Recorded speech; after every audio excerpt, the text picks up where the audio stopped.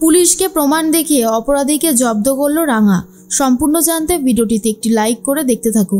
গল্পের শুরুতেই দেখা যায় রাঙাকে যখন কিছু বলার জন্য অনুরোধ করা হয়, রাঙা তখন মাইক নিয়ে সবার সামনে জোর গলায় বলতে থাকে, আমরা গ্রামের মানুষ, আমরা সেই গ্রাম থেকে শহরে এসেছি। শহরে এসে আমরা শহরের নতুন আদব কায়দা শিখছি, শহরের মানুষগুলোকে ভালোবেসেছি। কিন্তু কেন জানি না শহরের মানুষগুলো আমাদের মতন গ্রামের মানুষদেরকে ভীষণভাবে ছোট করে।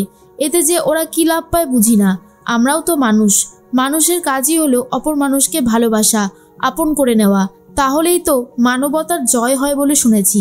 কিন্তু তোরা এত শিক্ষিত হয়ে, এত দূর পড়াশোনা করে, এত ভালো ভালো কাজ করে যদি আমাদের মতন গ্রামের মানুষকে এইভাবে অপমান করিস, তাহলে সেটা মোটেই ভালো দেখায় না। আমরা নিজেদের যোগ্যতায় আজকে এই জায়গাটাতে এসেছি।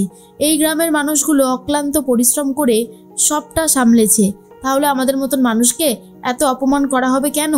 আমরা নিজেদের যোগ্যতাতেই জিততে চাই, আমরা কোনো এক্সট্রা সুযোগ সুবিধা চাই না।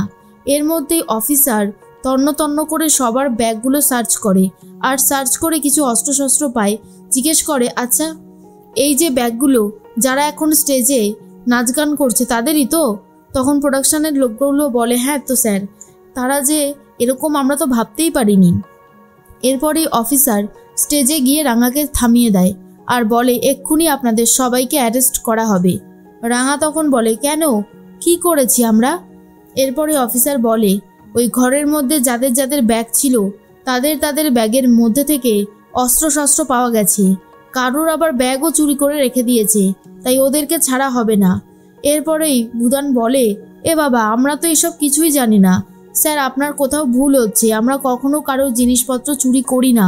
অফিসার বলে, চুপ, একদম চুপ, মিথ্যে কথা বলা না বার করে দেব, অনেক মিথ্যে বলেছিস, তোদেরকে আর মিথ্যে বলতে দেব না। বুদান তখন বলে, আমরা কোনো মিথ্যে বলছি না স্যার, একবার আমার কথাটা শুনুন। কিন্তু অফিসার কোনো কথা শুনতেই চায় না।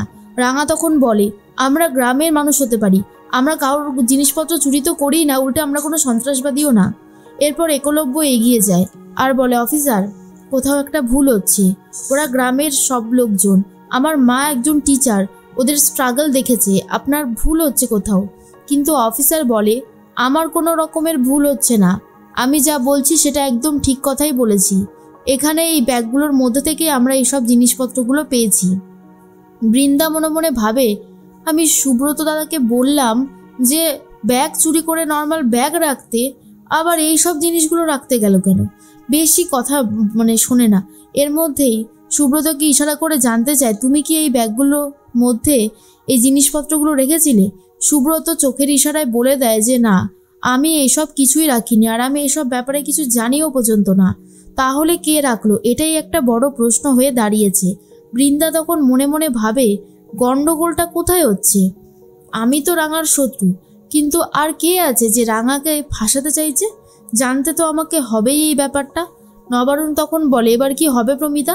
রাঙারা তো বেকার ফেসে গেল, কোনো মানে হয় এইসবের?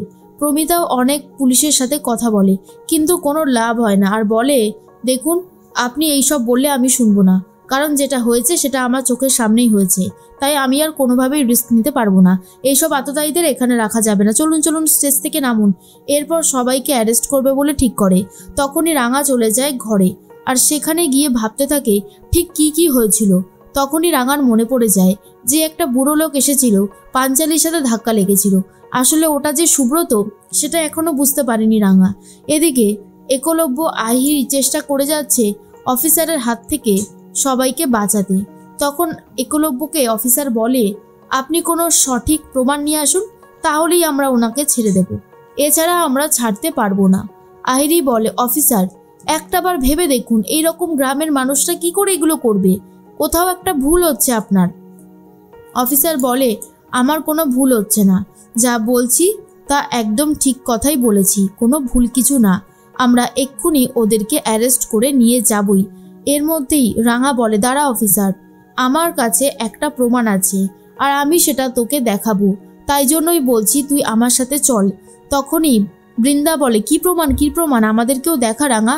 রাঙা বলে, না, আমি আগে অফিসারকেই দেখাবো, তারপরে সবটা হবে। এরপর আলাদা করে সাইডে নিয়ে যায় অফিসারকে আর বলে, এই দেখ, এবারে দেখ তো। তখন অফিসার বলে, আচ্ছা তাহলে এই ব্যাপার। এরপর ভুদানদের সবাইকেই ছেড়ে দেয় আর বলে আমাদের একটা মারাত্মক ভুল হতে যাচ্ছিল, যেটা হয়েছে সেটা একদমই ঠিক হয়নি, দয়া করে আমাদেরকে ক্ষমা করে দেবেন। তখনই নবারুণ বলে অফিসার এক্ষুনি তো আপনি ওদেরকে অ্যারেস্ট করতে চাইছিলেন, তাহলে এখন ছেড়ে দিচ্ছেন কেন?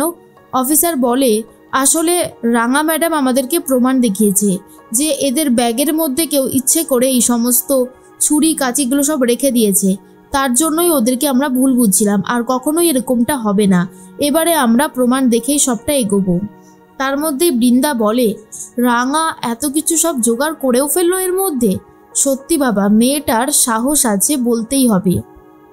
এর মধ্যেই রাঙা তখন বলে কি বলতো বড় বউ দিদি, যারা পাপী, যারা অসৎ কাজ করে ভগবানও তাদেরকে ক্ষমা করে না আর করবেও না, আমি সেটা জানি খুব ভালো মতন।